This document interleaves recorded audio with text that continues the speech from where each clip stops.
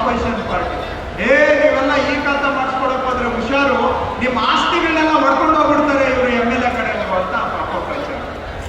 ನಿಮ್ಮ ಆಸ್ತಿಗೆ ಗ್ಯಾರಂಟಿ ಕೊಡಕ್ ಮಾಡ್ತಾ ಇದ್ರೆ ಅದನ್ನ ಅಪಪ್ರಚಾರ ಏನು? ಇದೆಲ್ಲ ನಿಮ್ಮ ಹತ್ರ ಡೀಟೇಲ್ಸ್ ತಗೊಂಡ್ಬಿಟ್ಟು ನಾಳೆ ನಿಮ್ಮ ಆಸ್ತಿಗಳನ್ನೆಲ್ಲ ಹೊಡ್ಕೊಂಡು ಬಿಡ್ತಾರೆ. ಅದನ್ನ ನಂಬುವಂತವ್ರು ಇದ್ದಾರೆ, ಅವ್ರಿಗೇನು ಹೇಳ್ಬೇಕು ಹೇಳಿ?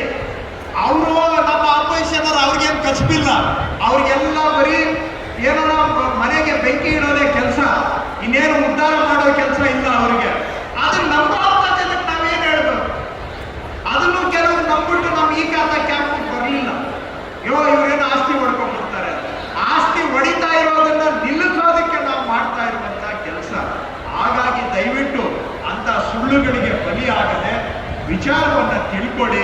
ನಿಮ್ಮ ಒಳಿತಿಗಾಗಿ ನಮ್ಮ ಸರ್ಕಾರ ಮಾಡಿರ್ತಕ್ಕಂಥದ್ದು ಇದು, ಇದರ ಸಂಪೂರ್ಣ ಸದುಪಯೋಗವನ್ನ ಮಾಡಿಕೊಡಿ ಅಂತ ಹೇಳಕ್ಕೆ ಕರೆದು ನಾವು ಧನ್ಯವಾದ ಹೇಳಬೇಕಾಗಿದೆ.